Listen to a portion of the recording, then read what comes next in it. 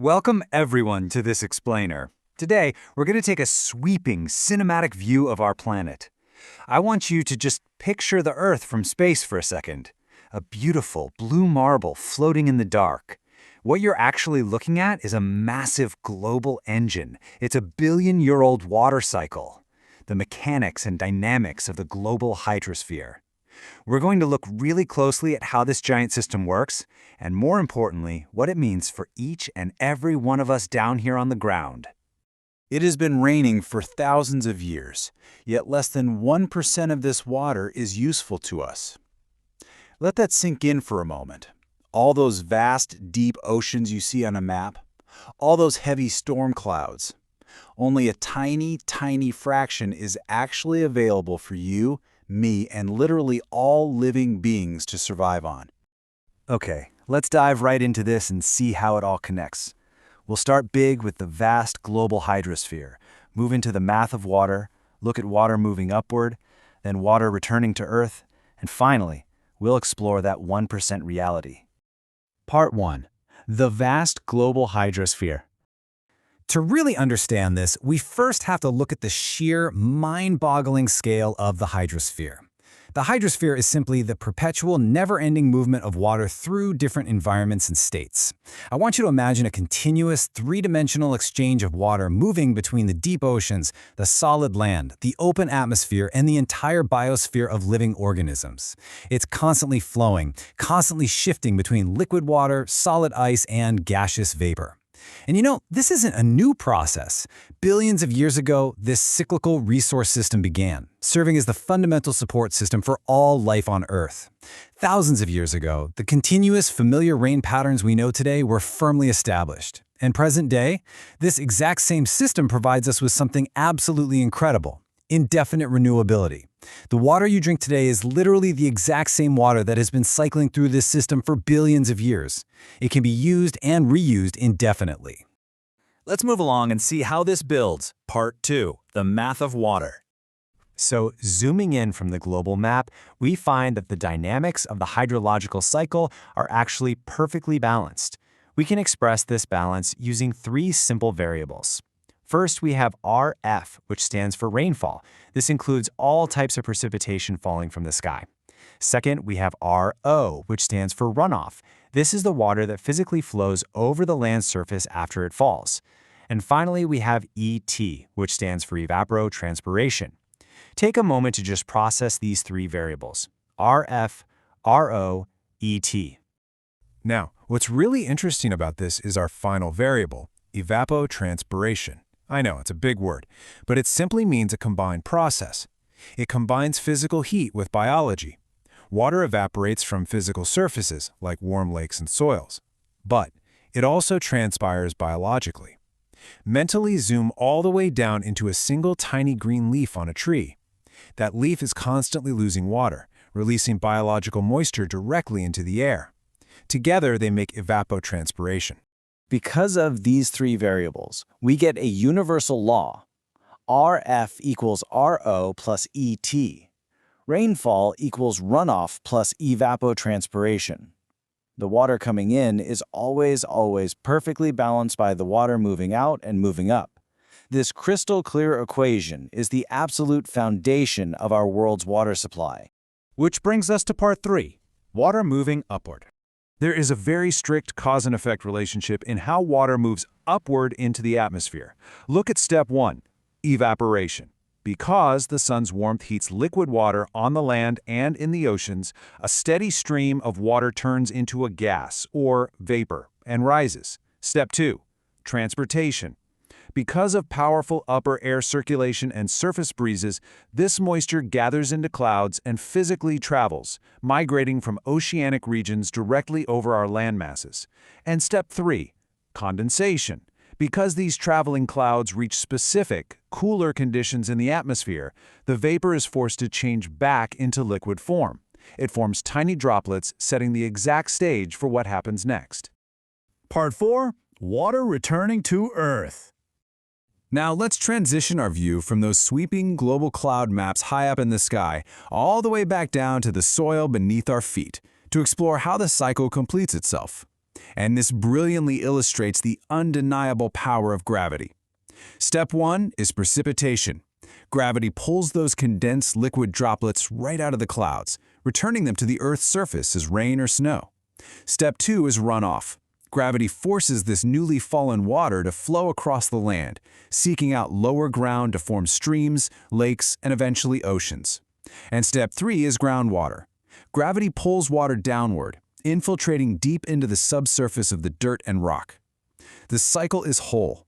It's a continuous, majestic exchange between the atmosphere, the land, and the deep subsurface. Finally, part 5, the 1% reality. So we've seen the big picture. We've looked at the global cycle, the math, the sky, and the Earth. Now we're making our final, ultimate zoom down to the intimate, street-level human reality of our daily water utility.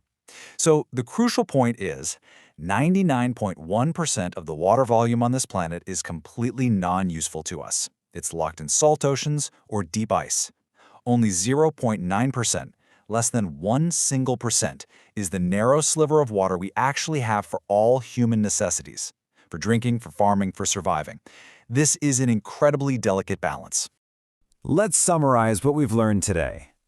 The oceans never dry up. Despite continuous evaporation caused by the sun, it has been raining for thousands of years, transferring immense volumes of water around the globe. Yet despite all of this immense power and scale, less than 1% of all this water is actually useful to human beings. Earth's billion-year-old hydrological cycle is our only mechanism for keeping that tiny, narrow margin of useful water continuously renewed so that we might live. I want to leave you with this final thought. With less than 1% of Earth's water sustaining literally all human necessities, how well do we truly understand the fragile cycle that keeps our narrow margins alive?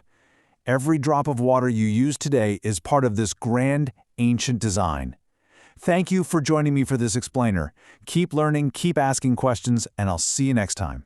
Hello everyone, and welcome to today's explainer. I am absolutely thrilled to have you here as we explore one of the most fascinating and frankly most vital systems on our entire planet. Today, we're going to look at the mechanics of the global hydrological cycle. Now, I want you to start by just picturing the Earth from space. You know the image, right? That massive, sweeping blue marble. We often think of water as just, the rain falling outside our window or the water flowing right out of our tap.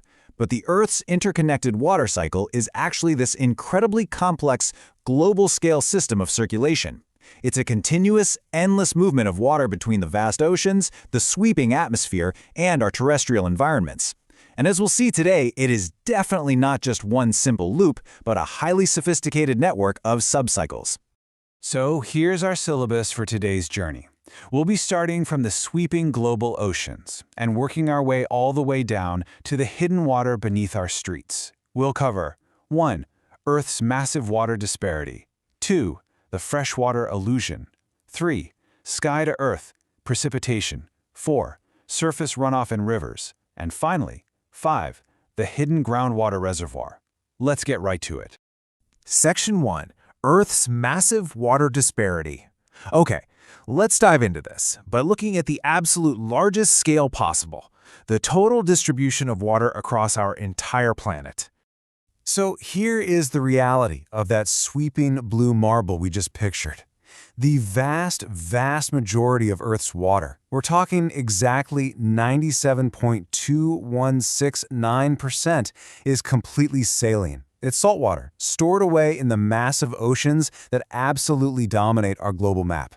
That leaves only a tiny sliver, just 2.7831% as fresh water. I want you to take a deliberate pause right here. Just let that sink in for a second. Out of all the water on this huge planet, less than 3% is fresh water. Our world is overwhelmingly defined by oceans. Now, what's really interesting about this slide is how dramatically the numbers drop as we move down the list of reservoirs. We start with the oceans at that massive 97.2169%, right? But then we immediately drop to ice caps and glaciers at 2.15%. Then groundwater at 0.61%. Inland seas are 0.0089%. And by the time we get down to the water we actually see and interact with every day, lakes at 0.008%, soil moisture at 0.005%, the atmosphere at 0.001%, and rivers in the biosphere at a microscopic 0.0001%, well, the numbers are almost too small to comprehend. The drop-off after oceans and ice caps is just incredibly steep. Section 2. The freshwater illusion. We're going to zoom in slightly from that total global view now. Let's completely forget about the oceans for a moment and focus purely on that tiny 2.7831% fraction of fresh water we just identified. 69.56%. Let this heavy reality settle in for a moment. Of the already tiny amount of fresh water on Earth, nearly 70% of it is completely inaccessible to us. It's locked away in ice caps and permanent snow in the Arctic, down in Antarctica, and way up in high mountain regions.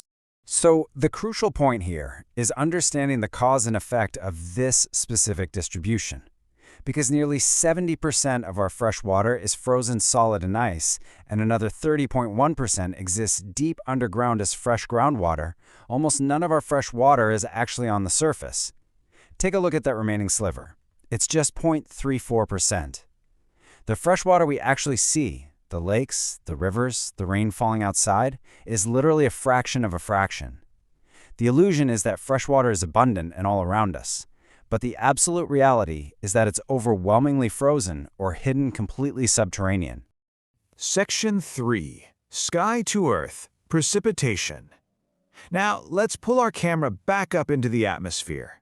We really need to understand how water actually moves from those vast, dominating oceans up into the sky and eventually right down to us. This right here is a brilliant cause and effect mechanism. Step 1 is basically atmospheric exchange. Water enters the atmosphere because it evaporates from the oceans and other water bodies. But it also enters the air through something called transpiration, which is essentially water released by vegetation and plants. Now, because all this moisture is in the air, it naturally leads to step 2, condensation. The water vapor condenses to form clouds. And when those clouds eventually encounter cold air over land or sea, it triggers step 3, precipitation. This is the primary mechanism that transports water from the atmosphere all the way back down to the Earth's surface. And here is exactly where we bring this macro journey all the way down to our own human environments. When those clouds hit cool air, precipitation falls onto our city streets, our local hillsides, and right into our backyards. Depending on the temperature, of course, it arrives in different forms: rain, sleet, or snow. This is the part of the cycle we interact with intimately. It's the rain on your roof and the snow piling up on your driveway. Which leads us perfectly into Section 4, surface runoff and rivers. We followed the water from the global oceans up into the sky and down as rain. Now let's guide our view right down to the street-level human experience and trace where that rain and snow actually go once they hit the ground.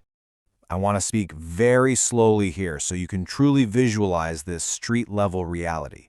Think about a really heavy rainstorm in your town. The water hits the pavement, it hits the roofs, it hits the soil. Most of this water flows down local hillsides and streets as what we call surface runoff. Gravity is just pulling it all downward.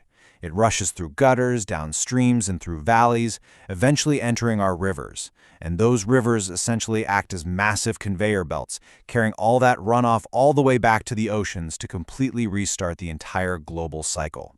But I have to remind you of this abstract, shocking reality.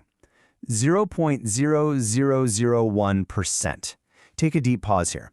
All of the rushing rivers we see globally, the Amazon, the Nile, the Mississippi, even the river flowing right through your own city, combined, they hold only 0.1/10% of Earth's total water. They're highly visible to us, right? They are literally the center of human civilization, yet structurally, they represent almost nothing in the grand mathematical scale of the planet. Section 5. The hidden groundwater reservoir. Let's move to and see how this builds by pushing our view completely beneath our feet into the subterranean world. We're moving away from those visible rivers now and going deep underground. So, when precipitation hits the Earth, not all of it becomes runoff. There's a direct cause and effect happening underground through a process called infiltration. A portion of that surface water literally penetrates the soil.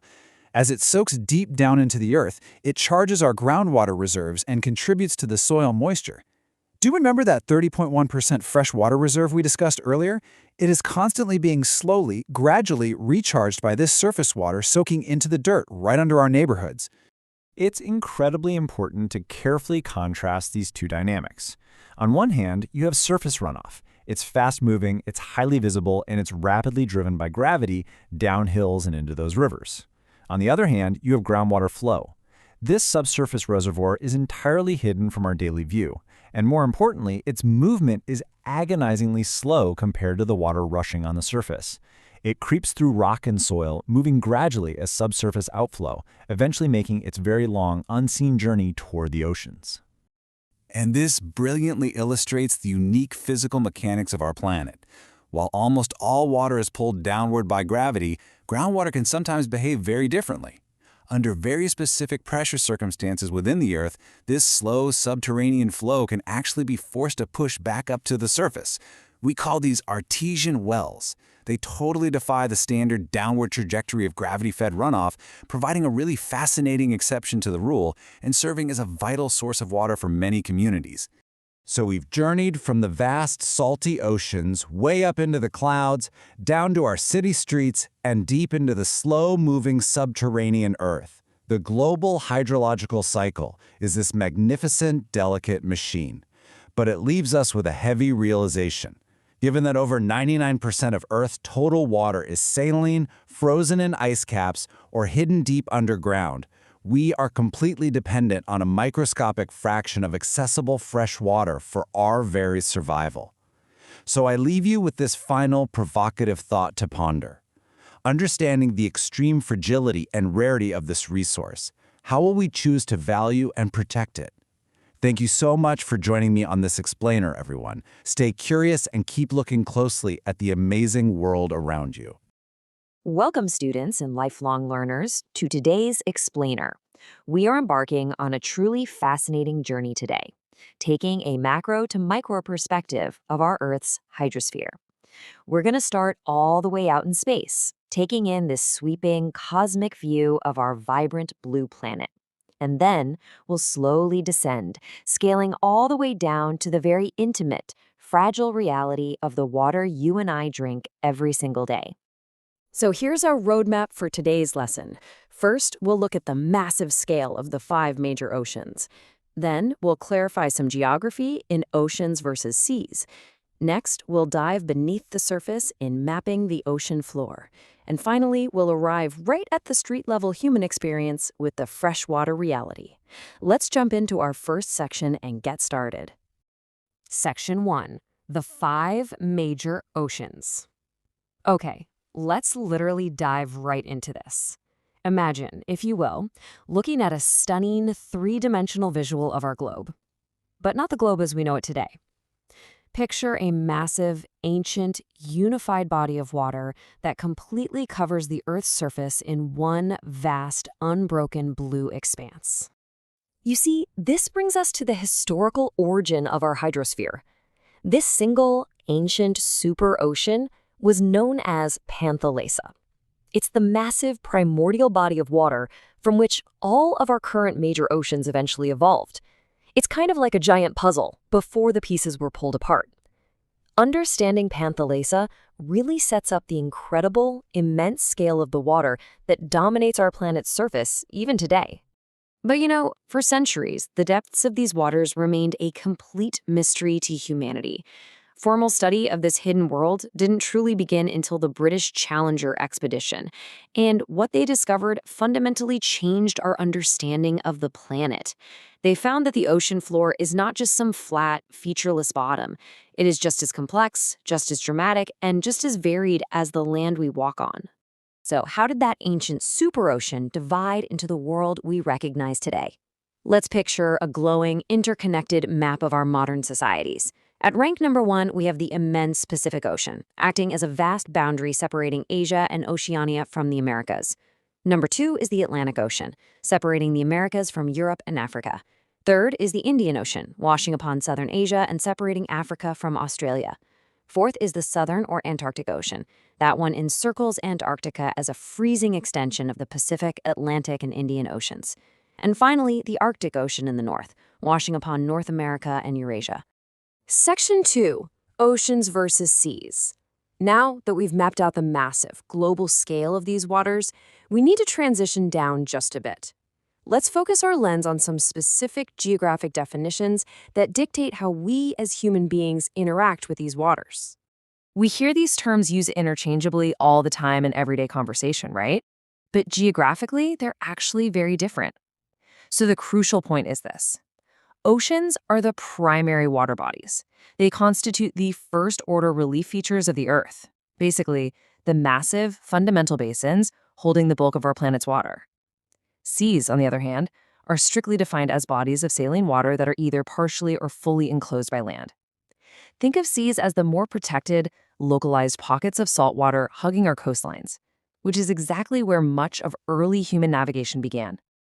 Section 3. Mapping the ocean floor. Having established our geographic terms, we're now going to leave the surface behind completely. We are diving beneath the waves to explore the hidden, rugged geography of the deep. Imagine a dynamic camera sweeping smoothly downwards from the shoreline. Oceanic relief is categorized into 4 primary zones. We start shallow with step 1, the continental shelf, extending right off the coast. Then the ground drops away sharply at step 2, the continental slope. We continue descending until we reach the vast, flat expanse of step 3, the deep sea plain. And finally, we plunge into the absolute darkest depths for step 4, the oceanic trenches. Let's actually hit pause at the top of that slope for a moment. What's really fascinating here is a direct cause and effect relationship. The continental shelf is hands down the most economically significant zone of all. Why? Because its shallow, sunlit waters harbor absolutely incredible biological and mineral resources. Human societies rely heavily on this specific shallow zone for fishing, for energy extraction, and frankly, for basic economic survival. But as we leave the coastal shelf and descend all the way down to the deep sea plain, the sheer scale of our planet becomes truly humbling. 76.2%.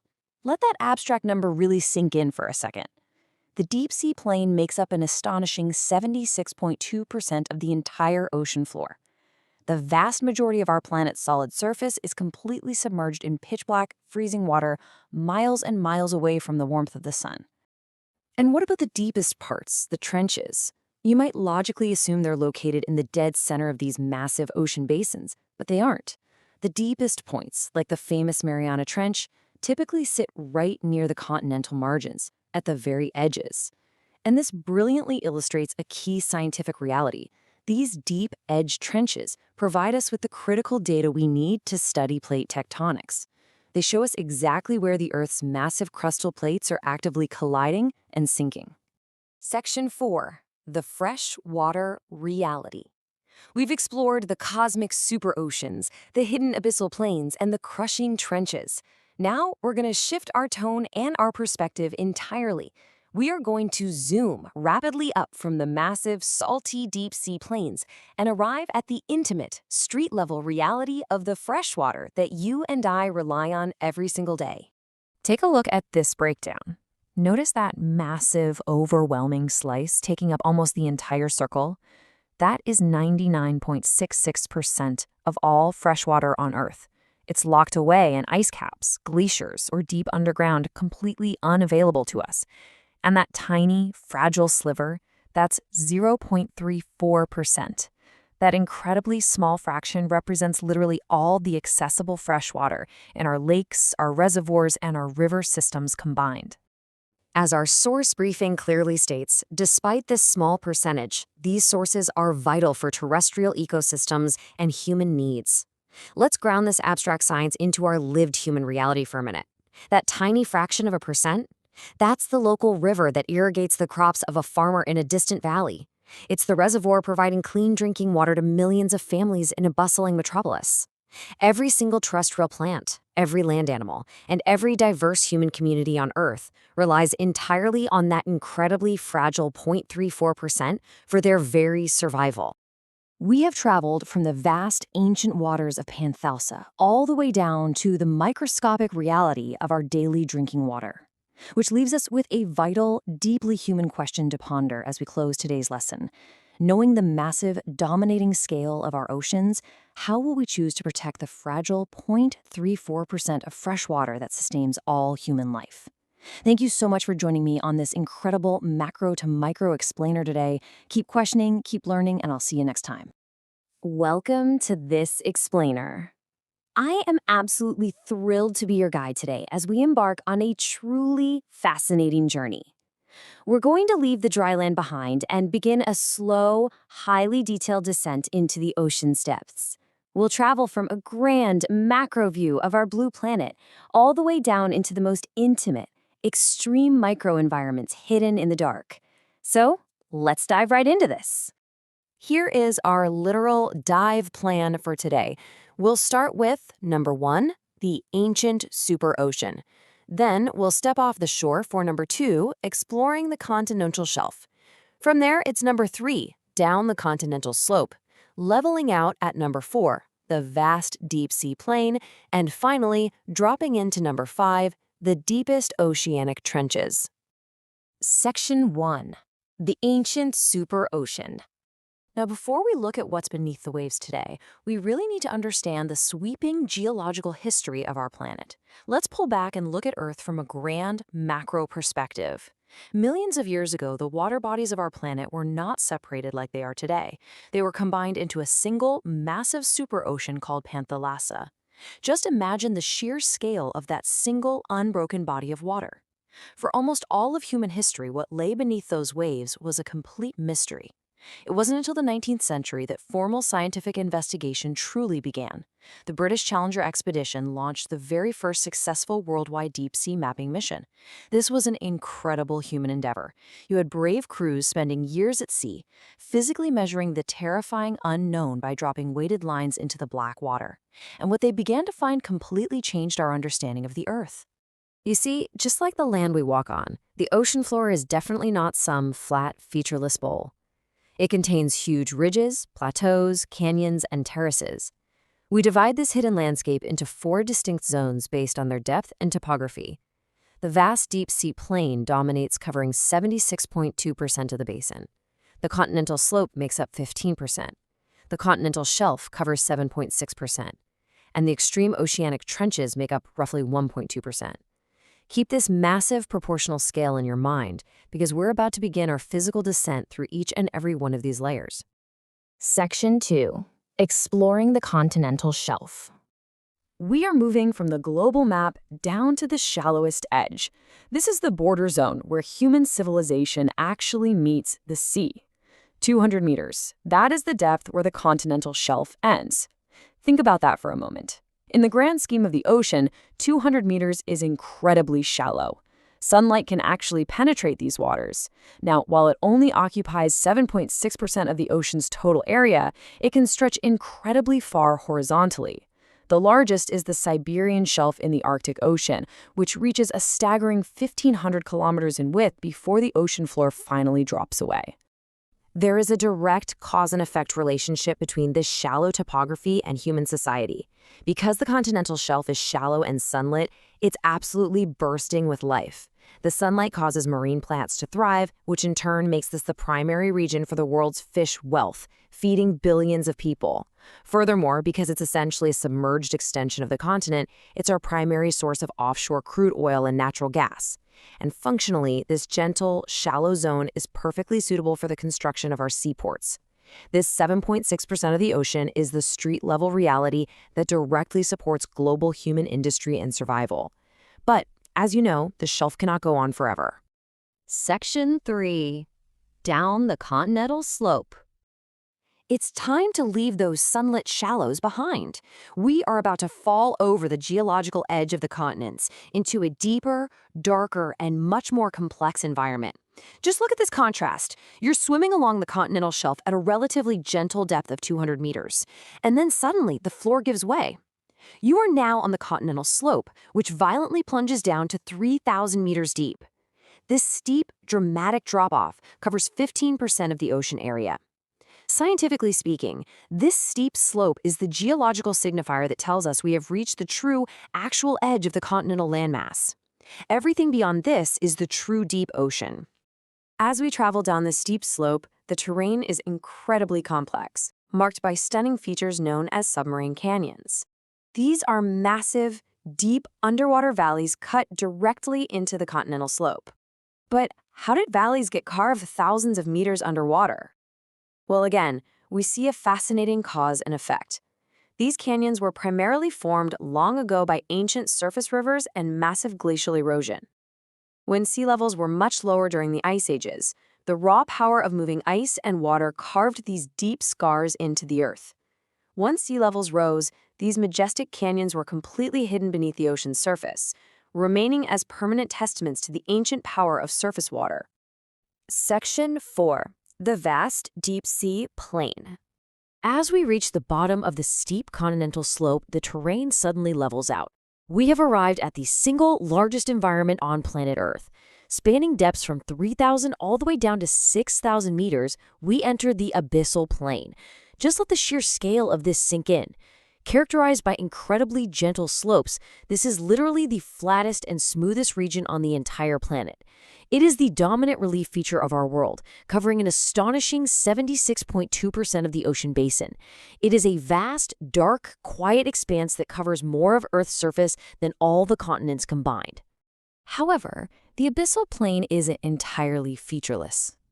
The crucial point to remember is that this vast smoothness is occasionally interrupted by spectacular, highly specialized geological structures. Towering up from the dark, flat floor are mid-oceanic ridges, which are literal underwater mountain ranges forged by volcanic activity. And then there are guyotes. Guyotes are fascinating.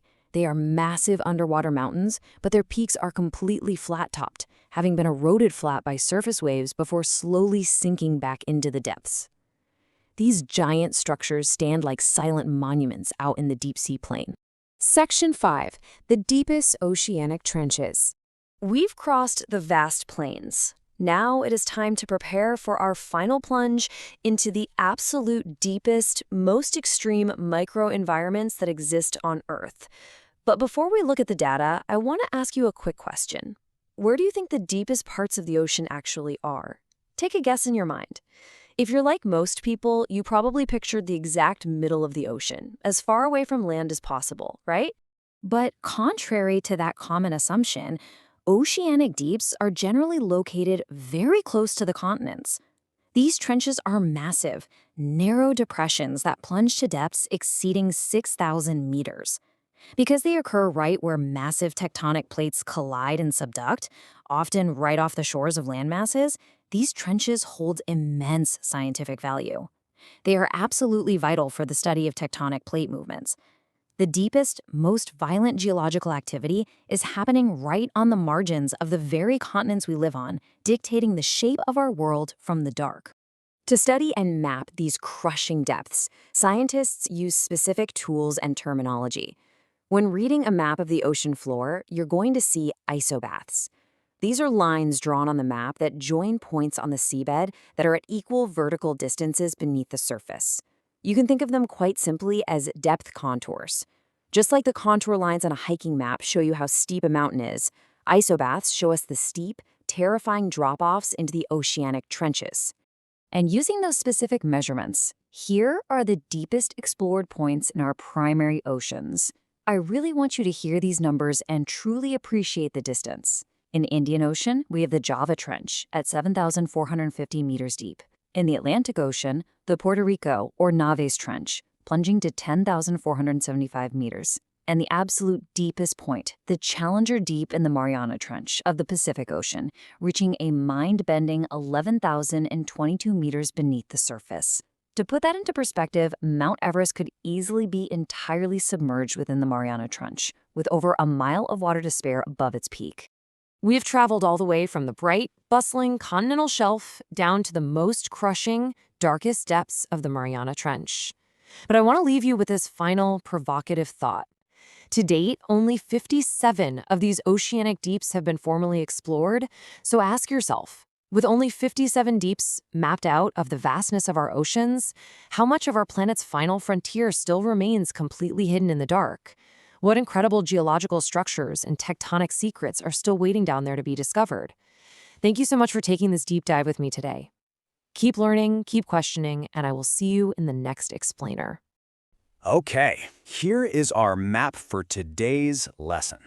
We'll start with an introduction to the hydrosphere, look at the origins of ocean salt, dive into shifting surface salinity, explore ocean temperature and depth, and finally, look at ocean rivers and climate. Part 1. Introduction to the hydrosphere, the Earth's massive water engine. This is where we see the ocean as this incredibly dynamic, deeply interconnected physical and chemical system that shapes our whole planet. Moving right along to Part 2, the origins of ocean salt, unlocking the microscopic foundation. Okay, let's do a little mental exercise. We're going to zoom all the way in. Let's leave that vast blue global surface behind and dive right down into a single microscopic drop of seawater. The average global ocean salinity is 35 parts per 1,000. Now let that sink in for a second. What does that actually mean? Well, in a very practical sense, if you were to scoop up exactly 1,000 grams of seawater, 35 grams of that would be pure dissolved salt. It's a pretty striking baseline. Now, what's really fascinating here is how that salt breaks down. Notice how one single mineral totally dominates this chemical picture. Nearly 78% of the dissolved mineral matter in the ocean is sodium chloride. Yep, that is literally the exact same compound that makes up the everyday table salt sitting in your kitchen right now. The other 22%? Well, that's just a mix of various other dissolved minerals. So you might be wondering, where did all this salt actually come from?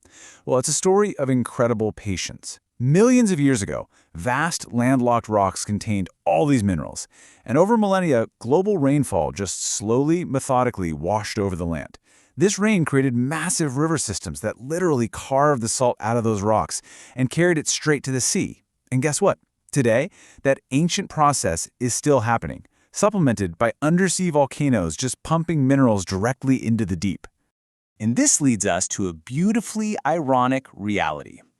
The fresh, clear rivers that we rely on for drinking water and farming, they're actually the secret delivery system for the ocean's salt. It's true. River water contains about 2% sodium chloride. And over millions of years, that tiny, seemingly insignificant percentage built the mighty, salty ocean we know today. It's cause and effect on a massive scale. Part 3. Shifting surface salinity, the balance of water and salt. Let's zoom back out to a global view. The ocean's surface salinity isn't uniform everywhere. It's a shifting patchwork driven by this constant push and pull. See, when the sun heats the water, evaporation happens. Pure water escapes into the atmosphere, but leaves the heavy salt behind, driving salinity up.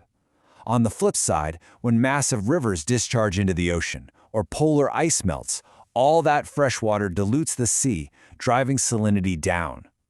Add global winds and massive ocean currents, mixing all this up, and you've got a system in perpetual motion. Part 4. Ocean temperature and depth, the vertical plunge.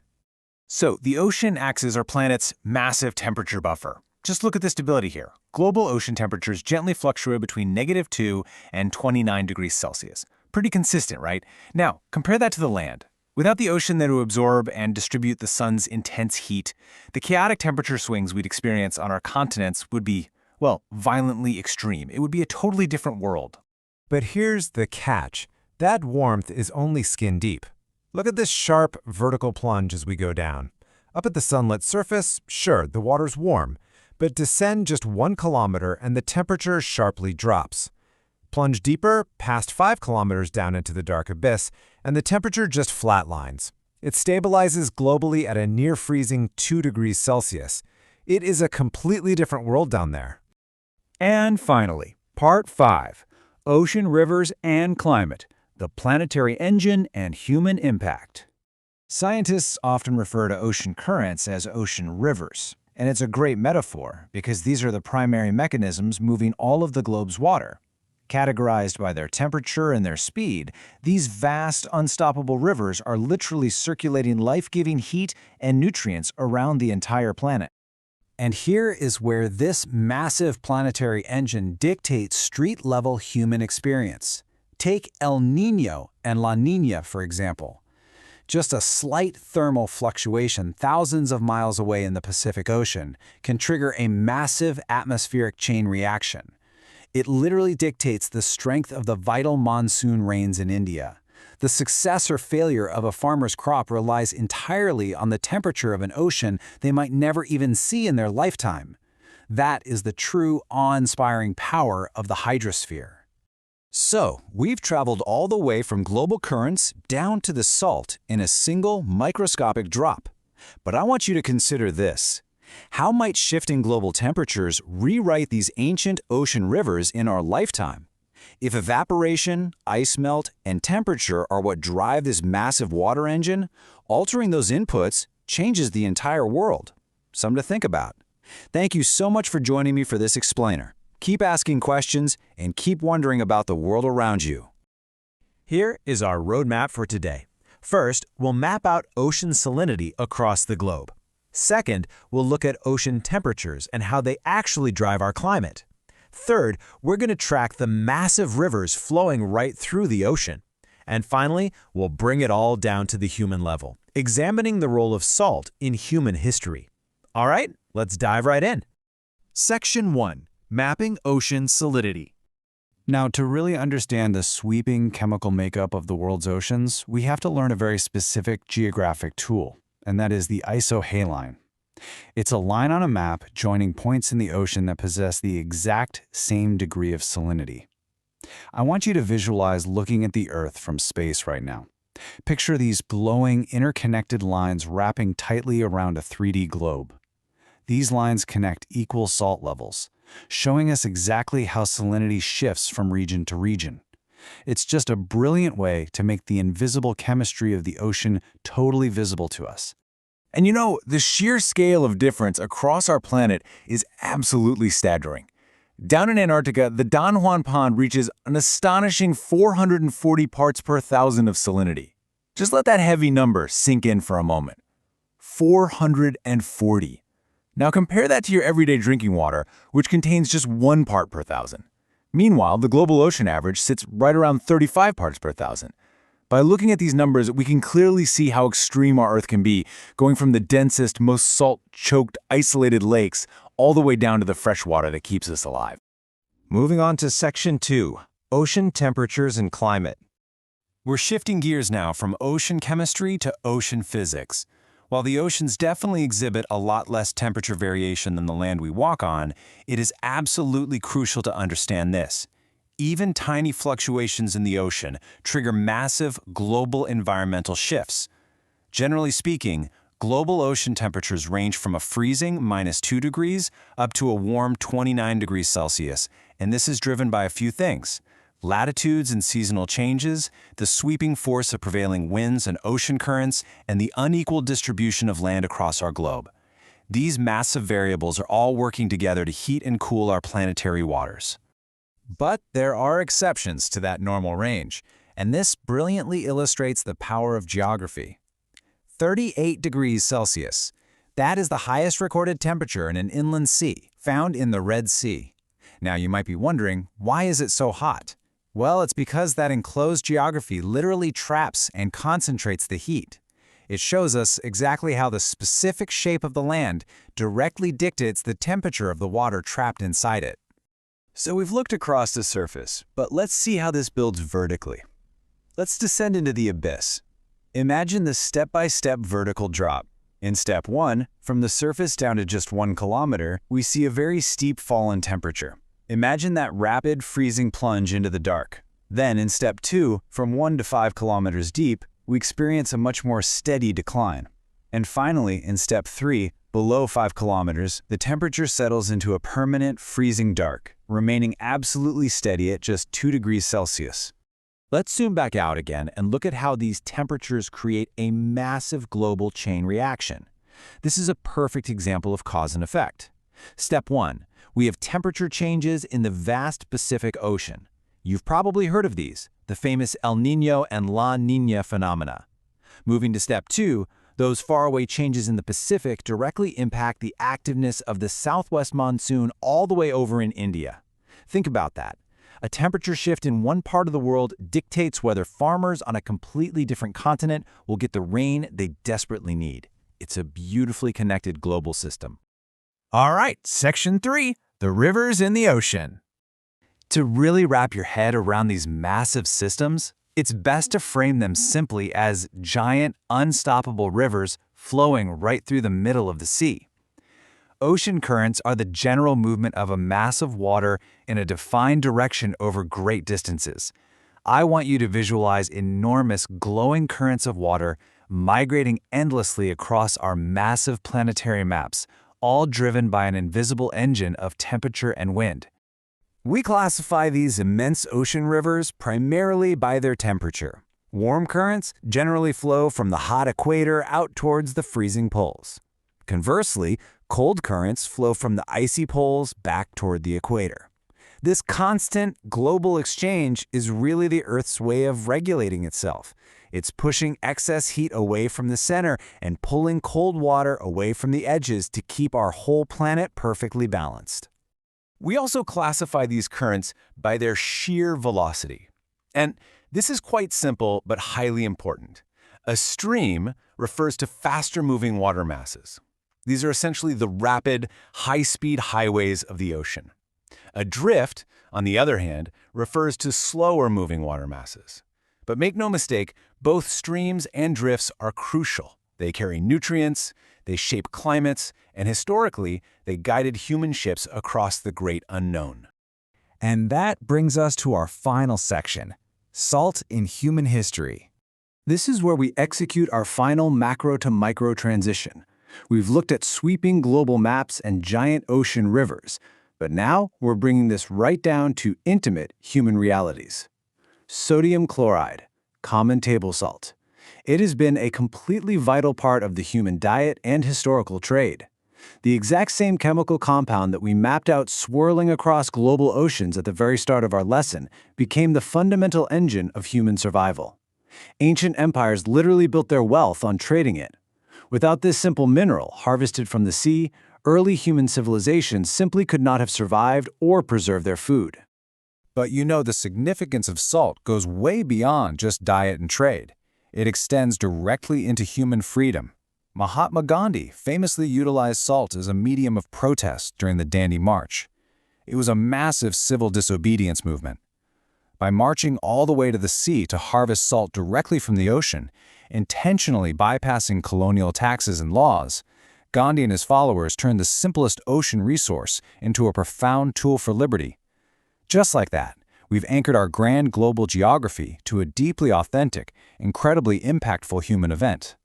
So as we conclude today's lesson, I want to leave you with a provocative thought. How does a simple compound that connects the vast physical oceans become the ultimate tool for human freedom? Consider that deeply. We started with cold chemical data mapping the globe, and we ended with millions of people marching for their liberty. The grand physical systems of our Earth are deeply, intimately tied to the human story. Thank you so much for joining me for this explainer, students. Stay curious. Always look for those connections between the macro and the micro, and I will see you next time. Welcome to today's explainer, everyone. I'm absolutely thrilled you're here with us. Today, we're diving into something literally monumental, the global ocean. But we're not just looking at a giant body of water here. We're going to study it as a machine, a massive, dynamic, living engine. I want you to just picture the sweeping global physics of our planet for a second. Imagine these huge, interconnected currents wrapping right around the Earth. We're going to start with that massive, macro-level view, and then, step by step, we'll zoom all the way down to the micro level, down to the street-level human realities, the coastal communities, and the industries relying on this vast system every single day. All right, let's take a quick look at our syllabus. First, we'll cover the global ocean engine. Then we'll look at streams and drifts, followed by the forces moving water.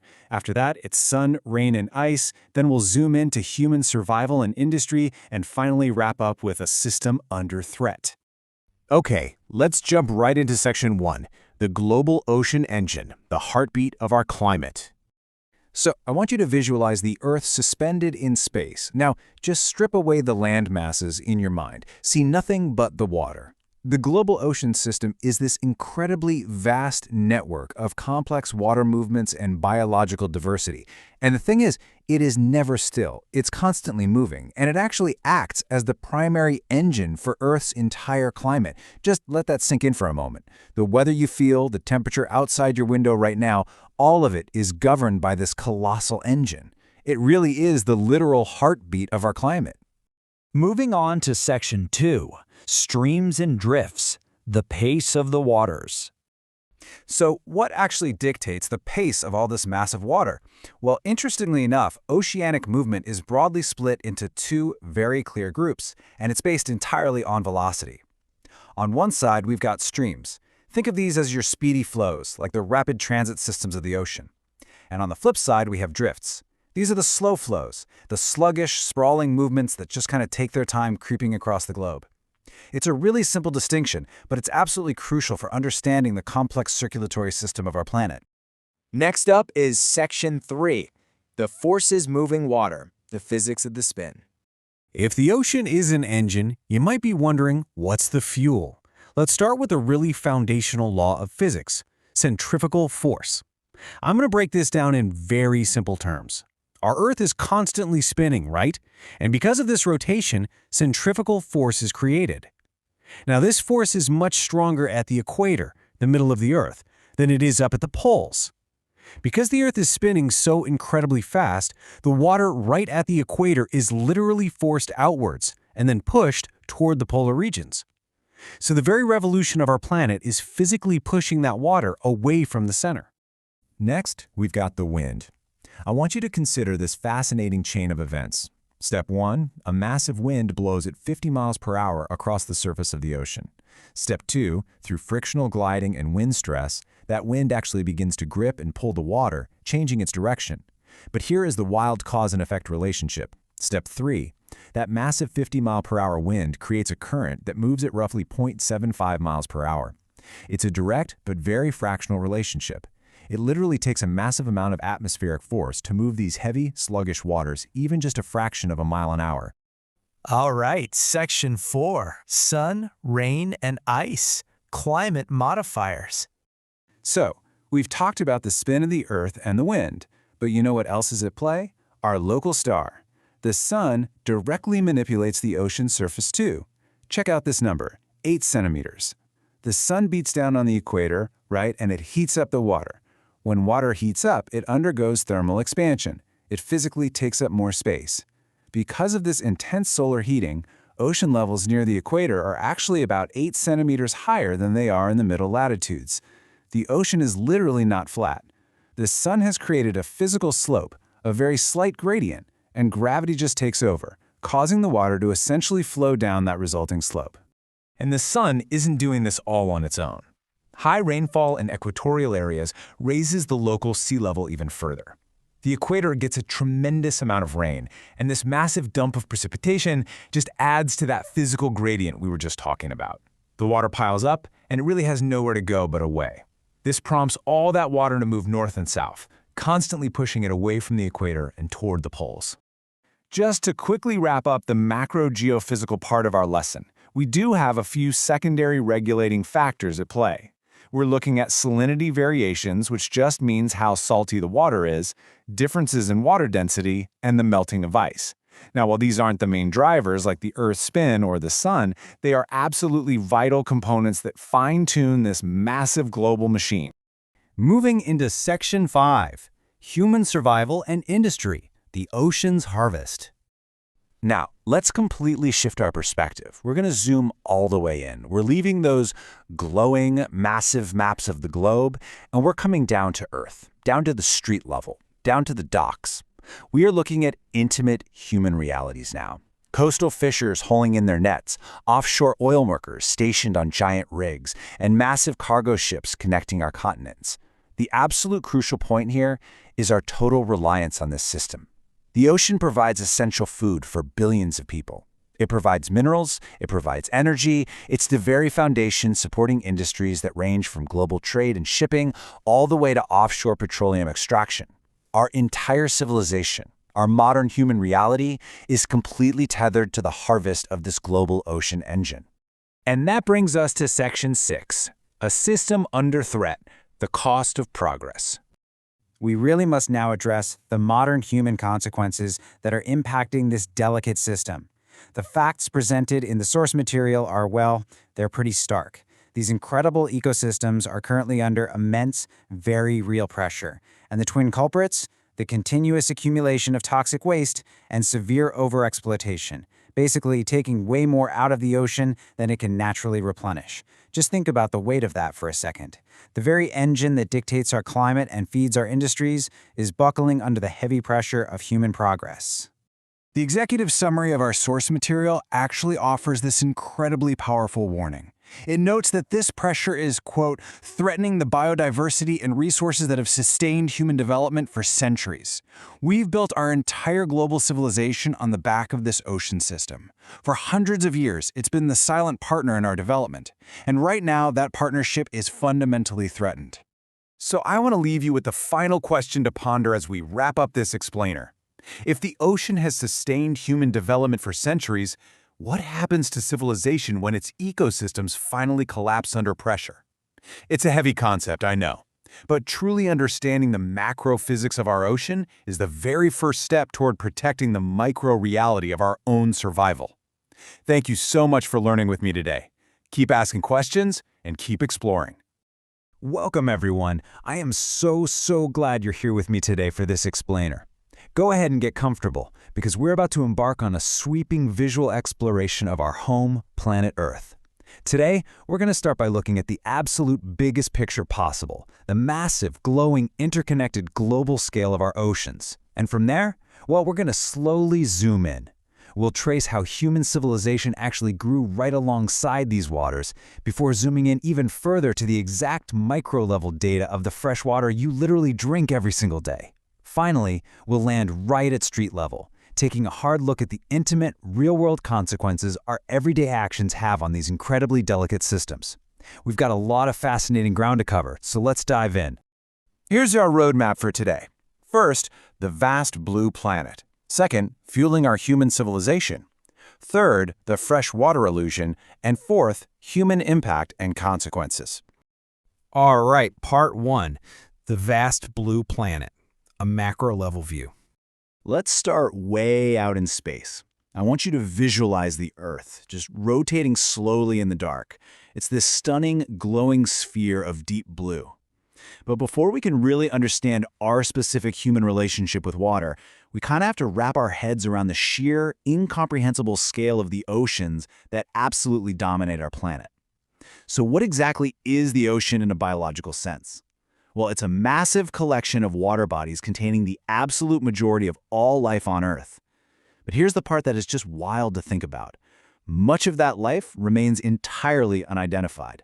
Seriously, to put that into perspective, we actually have better, more detailed maps of the surface of Mars than we do of our very own ocean floor. It's true. Despite all of our advanced technology, the vast majority of living things on our planet exist in this deep, watery realm that is basically still a complete mystery to us. We are literally sharing our home with millions of completely unknown species.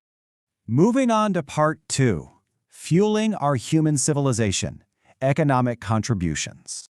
Okay, let's zoom in a bit. Let's move away from the vast, mysterious, deep ocean and approach the coastlines, transitioning into a mid-level historical and industrial scale.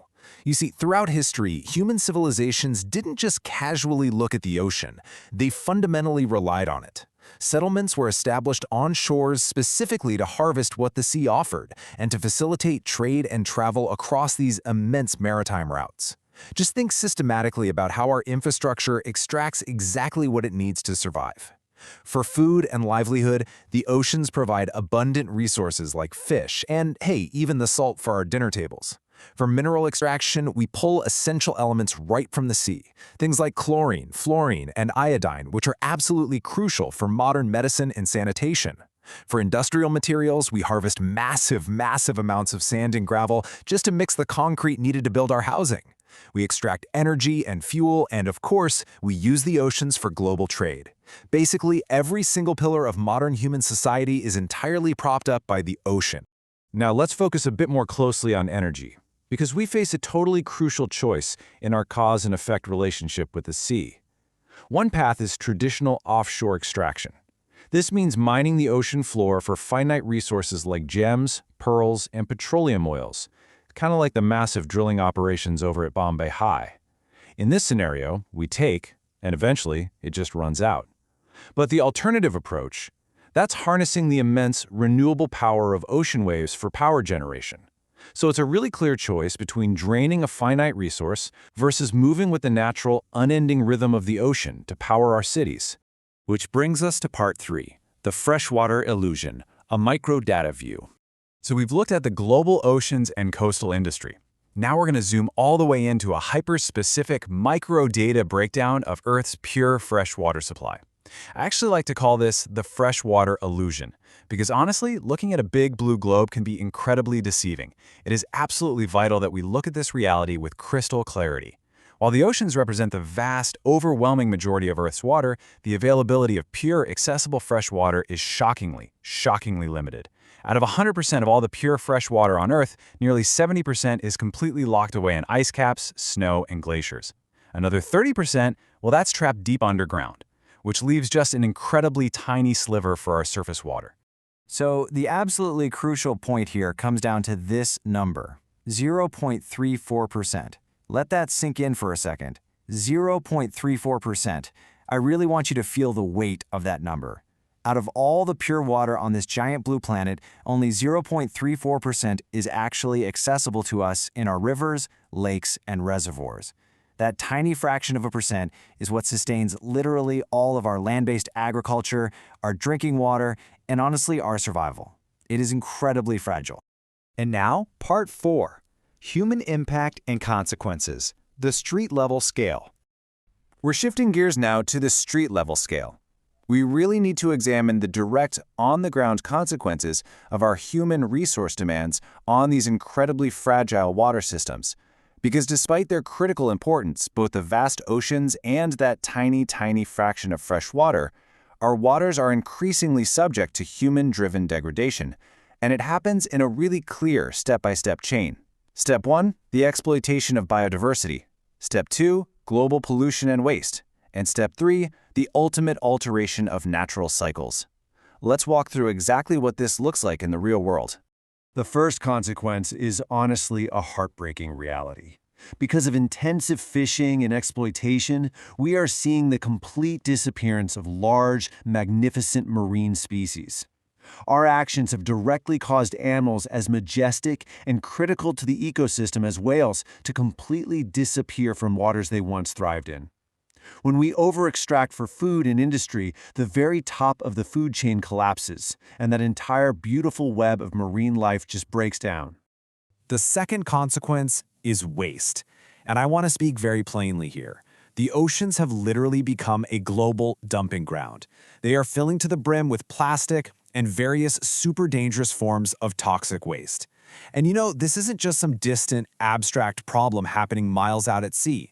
This has localized, human-scale consequences for the shorelines we actually live on, the fish we eat, and the health of the communities that border these waters. We are essentially treating the very source of our life as a giant garbage can. Which leads us to the final consequence. Let's just strip away all the academic jargon for a second. The Earth has a natural water cycle, right? Natural evaporation, condensation, and precipitation. It's this perfect, beautifully balanced loop. But human activity is breaking that loop. Through over-irrigation and industrial runoff, we are causing human-driven salination. Basically, that means we are unnaturally drawing salt up into our fragile freshwater soils and rivers, essentially poisoning the very land we use to grow our food. So we aren't just taking things out of the water anymore, we're breaking the actual machine that makes the water cycle function. So we've zoomed from the vast, mysterious oceans viewed from outer space, down through history, right down to the 0.34% of fresh water we totally rely on, and finally to the plastic waste washing up on our shores today. We've seen the cause, and we have definitely seen the effect. So I'm going to leave you with this question to really reflect on. Knowing we rely so heavily on the oceans to fuel our entire civilization, how will we protect that incredibly fragile 0.34% of fresh water and the precious biodiversity we actually have left?